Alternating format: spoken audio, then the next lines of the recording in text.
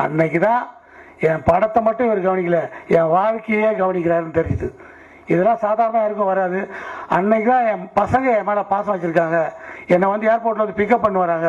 அப்பா அப்படி வராரு, வந்துட்டாரா என்ன, அந்த ஒரு குடும்பஸ்தனாக ஃபீல் பண்ணி அன்னைக்கு முழுக்க பசங்கிட்ட சொல்லியிருந்தேன். டைரக்டருக்கு சொன்ன பிறகு தான் எனக்கு தெரிஞ்சுதுன்னு. இந்த விழாவில் என்ன என் குடும்பத்தை, என் வாழ்க்கையே கவனிச்சிருக்கிற இந்த மாபெரும் இமயத்துக்கு, அதாவது 1000 தாமரை மொட்டுகளேன்னு கும்மி அடித்து எங்களை போல மொட்டுகள்லாம் மலர வைத்த அவருக்கு தாமரை மலரால் ஒரு 1000 பூவில் சேர்ந்த ஒரு மாலையை அணிவித்து என் நன்றியை தெரிவிச்சுக்கிறேன்.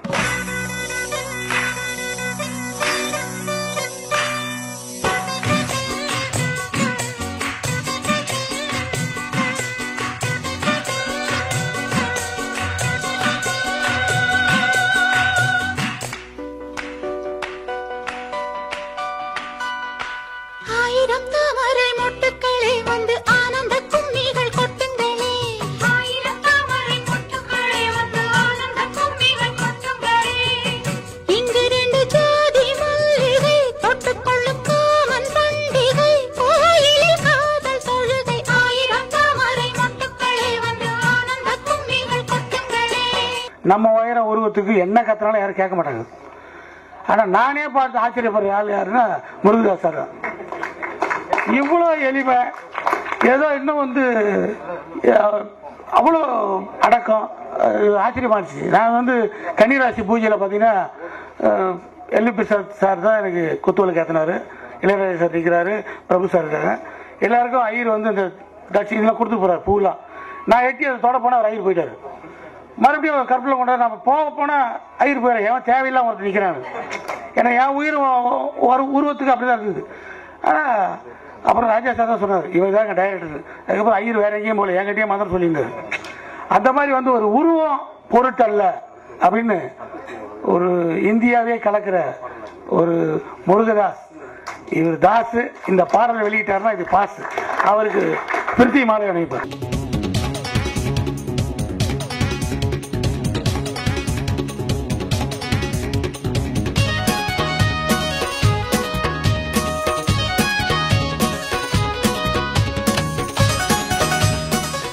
தொண்டை அப்படியே சோக்காயிருவாங்க. அந்த மாதிரி என்ன பேசுறது தெரியல. எங்கே போனாலும் ஏதாவது கலைக்கணும்னு நினச்சி வருவேன். இங்கே ரொம்ப நெகிழ்ச்சியாக இருந்தது. ரவி வந்திருக்காப்புல. எனக்கு ரவி வந்து எப்பேற்பட்ட இடத்துல இருக்காப்புல தெரியும். ஆனால் உங்கள் பக்கத்து வீட்டில் தான் இருக்கிறேன் அப்படின்றத காமிச்சதுக்காக எப்போ உங்கள் கூட இருப்பேன்ட்டு அவர் சில நிகழ்ச்சிக்கெலாம் அப்போ போகிறதில்ல. இந்த தாடி கேட்டப்புக்கெலாம் அதெல்லாம் பரவாயில்ல சார் சொல்லிட்டு டக்குன்னு வந்த ரவிக்கும் நண்பர் ஸ்நேகனுக்கும், இந்த படத்துக்கு இசையமைப்பாளர் இயக்குனர் போடுறாரு குருவுடைய மகன் சாந்தனு வந்து நான் வந்து பிரித்தியும் சாந்தனு பிரிச்சே பார்க்க முடியாது.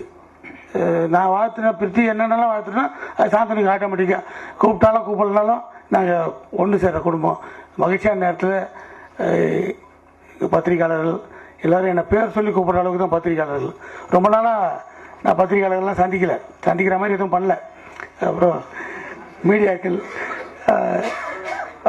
சந்திக்கிற மாதிரி வேலைகள்லாம் பண்ணிகிட்டு இருக்கேன். அதை சொல்ல வேண்டிய நேரத்தில் கரெக்டாக சொல்லுவேன். நான் அடுத்த மார்ச் மாதத்தில் என்ன செய்கிறேன் பார் என்றால் இப்போ சரியில்லைன்னு அர்த்தம். அதனால நான் அப்போ என்ன பண்ண போகிறேன்றத சொல்லாமல் பண்ணும்போது நான் சொல்கிறேன். இந்த வளர்ச்சியான பையன் ஆர்வமாக இருக்காங்க. இப்போ வந்து புது நடிகர்லாம் பார்த்து உடனே அந்த நிகழ்ச்சி வரல அப்படின்ட்டு தட்டுறாங்க. இதெல்லாம் பார்க்குற போது தெரியுது. பொறுமை தான் வெற்றிக்கு நீங்கள் கொடுக்குற வேலை. பொறுமை, திறமை. மக்கள் திலகம் எம்ஜிஆர் அவர்கள், நான் அப்பப்போ அவரை பற்றி யோசிக்கும் போது என்னென்னா 1917 பிறந்தார். 1937 சதிலீலாதி மேக்கப்பட்டார். 1947 கதாநாயகனானார்.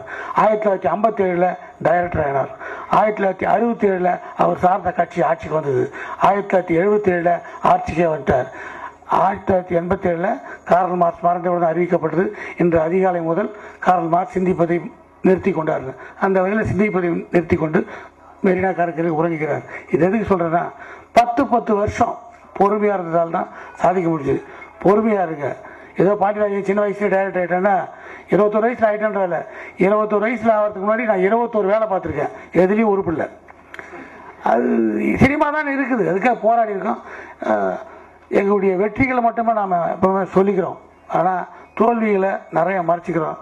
இந்த நிகழ்ச்சிக்கு சும்மா போய் ஃபோனில் தான் டேரக்டர் ஊர்லேருந்து பேசுனது, டக்குன்னு வந்துட்டார். வருவாரா உள்ளுக்குள்ளே முருகதாஸ் இல்லை சார் ஒரு 2 ரீல் மார்க் பண்ணோம். காரணம் எவ்வளோ சொல்லலாம், இப்போ வந்த அத்தனை பேருக்குமே சொல்ல கொஞ்சம் மழைங்க அதான் வராமல் போயிட்டேன், ஒரே டிராஃபிக்குங்க, இது நானே தான் ரெடிமேடாக வச்சுருப்போம். அந்த மாதிரி எந்த சால் ஜாப்பும் சொல்லாமல் இந்த விழாவை வாழ்த்த வந்த அத்தனை நல்ல உள்ளங்களுக்கும் நன்றி கூறி விடைபெறுகிறேன். நன்றி, வணக்கம்.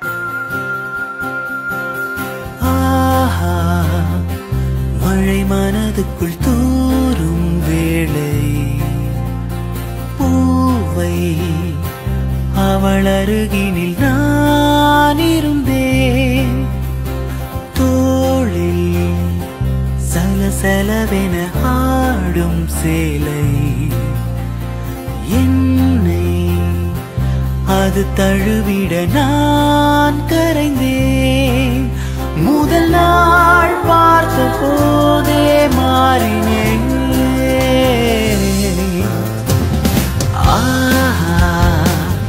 மழை மனதுக்குள் தூரும் வேளை பூவை அவள் அருகே. இயக்குனர் இமயம் பாரதராஜா சார் அவர்களுக்கும், நடிகர் ஜெயம் ரவி சார் அவர்களுக்கும், ஏகே முருகதாஸ் டைரக்டர் அவர்களுக்கும், SMS டாக்கீஸ் வழங்கும் 18ஆம் குடி எல்லை ஆரம்பம் இந்த படத்தில் இசையமைப்பாளராக எங்களுக்கு வாய்ப்பளித்த தயாரிப்பாளர் ராஜேஷ் சார் அவர்களுக்கும் மற்றும் டைரக்டர் சார் சுந்தரேஸ்வரன் அவர்களுக்கும் மற்றும் நிர்வாக தயாரிப்பாளரும் நடிகருமான யோகேஸ்வரன் அவர்களுக்கும் நன்றி தெரிவித்துக் கொள்கிறேன். இந்த படத்தில் மொத்தம் 6 பாடல்கள் ரொம்ப அருமையாக வந்திருக்கு. ஒவ்வொரு பாடல்களும் ஒன்று நேட்டிவிட்டியாக நாங்கள் சாங் கொடுத்துருக்கோம். டைரக்டர் சார் கேட்ட மாதிரி ஒரு சேசிங், ஒரு சடங்கு, ஒரு டேட்டு, அந்த மாதிரி ஒவ்வொரு வித்தியாசமாக பாடல் கொடுத்துருக்கோம். இதில் ஒரு பேத்தா சாங் ஒன்று இருக்குது. பாடல்கள் அனைத்தும் நல்லபடியாக வரணுன்றதுக்காண்டி உங்கள்கிட்ட எல்லாம் கேட்டு எல்லாரும் ஆதரவு கொடுக்க வேண்டும் என்று அன்புடன் கேட்டுக்கொள்கிறேன். நன்றி, வணக்கம். உயிர் கொடுத்தவர் அப்படின்னம்னா நம்ம சினேகன் சார் இருக்காரு. அவர் இல்லாட்டி இந்த பாடல் எவ்வளவுக்கு உயிர் வந்திருக்காது. ரொம்ப உயிர் கொடுத்துருக்காரு. ரொம்ப நன்றி. பேர் கரடு முரடாலாம் இல்லை, எல்லா பஸ் ஸ்டாண்ட்லையும் சரி, எல்லா ரயில்வே ஸ்டேஷன்லையும் சேவ் த டைகர்ஸ்ன்னு எழுதியிருக்காங்க. ஸோ இப்போ எல்லாம் எனக்கு தான் ரொம்ப ஆதரவு. அதனால் நான் கரடு முரடாலாம் இல்லை, சும்மா பயப்படுற மாதிரி இல்லை. விற்காத ஃப்ளாட்டுக்கு ஒரு செக்யூரிட்டி வச்சா எப்படி இருக்கும், அது மாதிரி தான் இருக்குது. சும்மா அரவான் படத்துக்காக இருக்குது.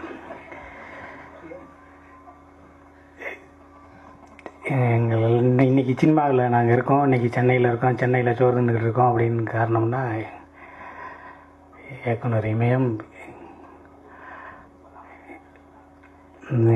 அப்பா திரு பாரதிராஜா சார் அவர்களுக்கும். ஆமாம், இன்றைக்கி அது கடைசியாக நான் சொல்கிறேன். இன்றைக்கி ஒரு 17 ரூபாய்க்கு ஒரு புத்தகம் வாங்கினேன். 17 ரூபாயே கொஞ்சம் லேசாக சூடாக இருந்துச்சு. உள்ளே பக்கத்தை திருப்பினேன், ரொம்ப அனலாக இருந்துச்சு. உண்மையிலே நாங்கள் ரொம்ப நேசிக்கிறோம்ப்பா, அதை சொல்லிக்கிறேன். அடுத்ததாக திரு பாண்டியராஜன் சார் அவர்கள். எங்கள் பாலா சார் யார்கிட்டயா டேரக்டராக சேரணும், அசிஸ்டன்ட் டேரக்டராக சேரணும் அப்படிங்கையிலே காலையிலே கோலம்போடையிலே சார் வீட்டுக்கு போயிடுவார். அவர் மனசில் ரொம்ப ரொம்ப பெரிய இடத்த பிடிச்சிருப்பார் திரு பாண்டியராஜன் சார். அதுக்கப்புறம் என்னுடைய நண்பர் AR முருகதாஸ், அதுக்கப்புறம் சகோதரர் ஜெயம் ரவி, அதுக்கப்புறம் சாந்தனு. மத்தி தொலைங்க, பேசுகிறதே கொஞ்ச நேரம். அதுக்கப்புறம் தம்பி சாந்தனு கண்டென்ட் பார்த்தேன், நல்லா இருந்துச்சு. அதுக்கப்புறம் தம்பி பிருத்திவி, அதுக்கப்புறம் அனல் கக்கும் பாடல்கள் எழுதக்கூடிய சகோதரர் சினேகன் அவர்கள், அதுக்கப்புறம் என்னால் பல சிக்கல்களுக்கு ஆளான எடிட்டர் பி சாய் சுரேஷ் அவர்கள், கார்த்திக் ராஜா அவருடைய வலதுகரமாக இருந்து. கார்த்திக் ராஜா சார் அவர்கள் கண்ணன் சார்ட்ட இருந்தார். அவர் நம்ம டைரக்டர் கூட இருந்தாங்க. அவரோட உதவியாளர் செந்திலோட ஃபஸ்ட்டு படம் அப்படின்னு சொல்கிற அளவுக்கு கூட எல்லாம் ரொம்ப நல்லா வந்திருக்கு படம். என்ன பள்ளி செந்தில் நல்லா பண்ணுறாங்கன்னு கார்த்திக் சார் எனக்கு ஃபோன் பண்ணி கேட்கும்போது எனக்கு ரொம்ப சந்தோஷமாக இருக்கும். இந்த படத்தை எடுத்த யோகேஸ்வரன், ராஜேஷ் அவங்கெல்லாம் நம்ம ஊரில் சின்ன வயசு பேசுவோம், எல்லாம் பழமொழியாக பேசுவோம்ல, சின்ன பிள்ளை வெள்ளாமல் வீடு வந்து சேருமான்னு. 4 ஃப்ரேம்ஸ் வரைக்கும் வந்துருச்சு. இதுக்கப்புறம் என்ன இனி மற்ற வேலைகள்லாம் முடிச்சுட்டா இன்னும் ஒரு 10-15 நாளில் படம் ரிலீஸ் ஆகும். 18ஆம் கோடி எல்லை ஆரம்பம். ரொம்ப நல்லா எடுத்திருக்காங்க. இந்த முயற்சி இன்றைக்கி நம்ம கூடியிருக்கிறதுக்கு காரணமும் திரு பாரதிராஜா சார் அவர்கள் தான். அவர் நம்ம பார்த்த, நம்ம நேசித்த, நான் பழகின, நான் பார்த்த, நான் நேசித்த இடங்களை தான் நான் ஷூட் பண்ண முடியும் அப்படின்னு இயக்குனர் இமயம் புரட்சி தலைவர்கிட்டே சொல்லியிருக்கார். சினிமாங்கிறது, அப்போ நான் ஒரு பேட்டியில் படிச்சிருக்கேன், சினிமாங்கிறது இப்படி இருக்குது, நீங்கள் வெளியே போயிருக்கீங்களே எடுக்கிறீங்களே அப்படின்னு அவர் கேட்கும்போது, எனக்கு நான் பார்த்தா தானே எடுக்க முடியும், அதுதானே எனக்கு அது நல்லது பார்த்துக்குங்க சினிமாவை அப்படின்னு சொன்னார். அந்த முயற்சி இது வரைக்கும் போகிறதுக்கு காரணம் திரு பாரதிராஜா சார் அவர்கள். நான் ஒரு 2 மாதத்துக்கு முன்னாடி திரு ராமநாதன் சார் இப்போ ஷூட்டிங்கு மலேசியா போயிருக்கையில் வந்த 4 நாள் மலேசியாவில் இருந்தார். அதில் 1 நாள் 2 நாள் திரு ராமநாதன் சார் ஷூட்டிங் தான் அவர் வந்தார். அங்கே வந்து சரி ஏதோ எடுத்துகிட்டு போகிறாங்க, சினிமா தானே எடுப்பாங்க, நம்ம வேறு வேலையை பார்க்கலாம்னு வரல. அங்கேயே வந்து சித்ரா சாரோடையும் எல்லாரோடையும் வந்து என்ன படம் எடுக்கிறீங்க, என்ன ஏது அப்படி இப்படின்னு சொல்லிட்டு எல்லாம் பேசி அங்கேயே ஃபுல் டே ஸ்பெண்ட் பண்ணிவிட்டு நம்ம கூடயே இருந்துட்டு போனார். அவர் அவ்வளோ தூரம் சினிமாவை நேசிச்சுட்டு இருக்கார். இனி அது ரெடியாக ஒன்று வரப்போகுதுன்னு சொல்லி ஒரு படம் ஒரு டைட்டில் வர சொல்லியிருந்தார். அதெல்லாம் நாங்கள் ரொம்ப எதிர்பார்க்குறோம். அடுத்ததாக சொல்லணும்னா திரு பாண்டியராஜன் சார் அவர்களை சொல்லணும். அதாவது தயாரிப்பாளர் அவர் ரொம்ப நேசிப்பார். இந்த படத்தில் வந்து ஒரு படத்தில் வந்து அம்மாவுக்கு சிதைக்கு தீ மூட்டுற மாதிரி ஒரு சீன் பிரித்திவி நடந்துக்கும் போது ஏதோ தெரியாதனமாக அது ஆர்வக்கோளாறில் நிறையா பேர் பெட்ரோலை தூக்கி ஊற்றிட்டாங்க. ஒரு 2 ஃபீட்டில் பக்கத்தில் இருந்து அவர் கொல்லி வைக்கிற மாதிரி ஒரு ஷாட், டபுள் கேமரா, லைட் வேறு ஃபெயிலியர் போயிட்டுருக்கு. இன்னும் 2-3 5-10 செகண்டில் சன்னு கீழே போயிடும். அப்போ வந்து திடீர்னு வச்சுட்டாங்க, பிளாஸ்ட் ஆகிடுச்சு. நான் பக்கத்தில் ஏதோ ஆறுதல் சொல்கிற மாதிரி நடிக்கிறேன்னு சொல்லி சோல்பட்டால் கையை வச்சேன், அடிச்சு தூக்கி எறிஞ்சிச்சு. அதில் கன நேரத்தில் கொஞ்சம் தப்பிச்சிட்டார். மூஞ்சி கைகாலெலாம் அவருக்கு ரொம்ப கருகிருச்சு, மேலே காலெலாம் ரொம்ப வெள்ளையாக கருகிருச்சு. அவர் சொல்ல வேணான்னு இருந்தார். இவராக அவர் டாக்டர்கிட்ட சொன்னார். இவர் சொல்லலை, படம் பாதிக்குமேன்னு சொல்லலை பிருத்திவி. அதை வந்து ஃபேமிலி டாக்டர்கிட்ட பேசி ஃபேமிலி டாக்டர் மூலமாக இவங்க சொல்லி நான் வர்றதை தம்பி அனுமதிக்க மாட்டான்னு இவங்க நைட்டோட நைட்டு அங்கே வந்து ஏதோ பிரச்சனை ஆக போகுது, ஏன் இப்படி பண்ணுறீங்க, என்ன சின்ன பிள்ளைத்தனமாக இருக்குது அப்படின்னு டைரக்டர் வைவார், ப்ரொடியூசர் வைவார்னு எல்லாரும் நினச்சிக்கிட்டு இருக்கையில் அதெல்லாம் சில நேரம் நடக்கும், நம்ம தான் பார்த்துருக்கணும்னு ஒரு சிம்பிளான ஒரு வரியில் சொன்னார். என்ன கூட்டு போயிடுவாங்க அப்படின்னு நினச்சேன் ஒரு 10 நாள். அதெல்லாம் ஒன்றும் இல்லை, சரி பார்த்துங்க ட்ரீட்மெண்ட் எடுத்து அப்படி பார்த்துங்க நான் வரேன் அப்படின்னு சொல்லி கிளம்பி போயிட்டார். அந்தளவுக்கு சினிமாவை அவர் நேசிக்க போய் தயாரிப்பாளரோட வழியை அவர் நேசிச்சுட்டா அதை சொன்னார். நான் அவரை வச்சு மாயாவி அப்படின்னு சொல்லி ஒரு படம் எடுக்கும்போது ஜோதிகாவை டைரக்ட் பண்ணுற ஒரு டைரக்டராக ஒருத்தர் நடிக்கணும் அப்படின்னாலே திரு பாண்டியராஜன் சாரை தான் நடிக்க வச்சேன். அந்த படத்தில் ஒரு சீன் வரும். ஜோதிகா வந்து சூர்யாவை பார்த்து பயந்துருவாங்க. அது அவர் மேக்கப் போட்டு வருவார், அது எதை பார்த்து பயந்தாருன்னு தெரியாது. நான் பார்த்தேன் ஏதோ பயந்துட்டேன்னு கத்துவாங்க. இவர் ஒடியாந்து வந்து அதெல்லாம் ஒன்றும் இல்லைம்மா, நீ நடிமா, அதெல்லாம் ஒன்றும் இல்லைன்னு ஒரு சீன் நடக்கும். அதெல்லாம் ஒன்றும் இல்லை பண்ணுவேன். இல்லை சார் நான் பார்த்தேன், நாங்கள் ஒரு பார்த்தேன் பேய் இருந்துச்சு அப்படின்னே பேயா அப்படின்னே நான் ஒரு டைலாக் சொன்னேன். அசிஸ்டன்ட் டைரக்டர் கூப்பிட்டீங்க, வாயா ப்ரொடியூசர் 2 மேலே வந்தாராயா அப்படின்னாரு. இவர் சார் அதெல்லாம் நான் பேச மாட்டேன். ஏன் சார்? இல்லைங்க அது என்ன பேய் விசாரின்னு போய் ப்ரொடியூசரை போய் சொல்கிறதா? இல்லை சார் பாலா தான் ப்ரொடியூசர், அவர்கிட்டே சொன்னேன், நல்லது தான் எடியா அப்படின்னாரு. இப்போ கீழே கூட உட்காந்துருக்காரு, அந்த சாட்டை எடுத்துக்கலான்னு கேட்டார் நடிங்க. நான் அவர்கிட்ட நான் கேட்குறேன் சார் அந்த சாட்டை எடுங்க அப்படின்னாரு. இல்லைங்க என்னங்க நான் என்னத்தையும் முனைங்கிறேன், அங்கே வந்து டப்பிங்கில் பேசிக்கலாம். அது அந்தளவுக்கு சின்ன ஒரு திரையில் கூட தயாரிப்பாளர்களுக்கு சிரமம் வைக்கக்கூடாது, அவங்கள கிண்டலாக பேசி கைதட்டலாம் அப்படின்னு ரொம்ப ஒரு நுணுக்கமான ஒரு சென்சிட்டிவானவர். அவருக்கு வந்து மிகப்பெரிய பொக்கிஷங்கள், விருதுகளே கிடையாது, அவரோட பிள்ளைகள் தான். அடுத்ததாக நான் சொல்லணும்னா திரு முருகதாஸ். அன்னைக்கு தான்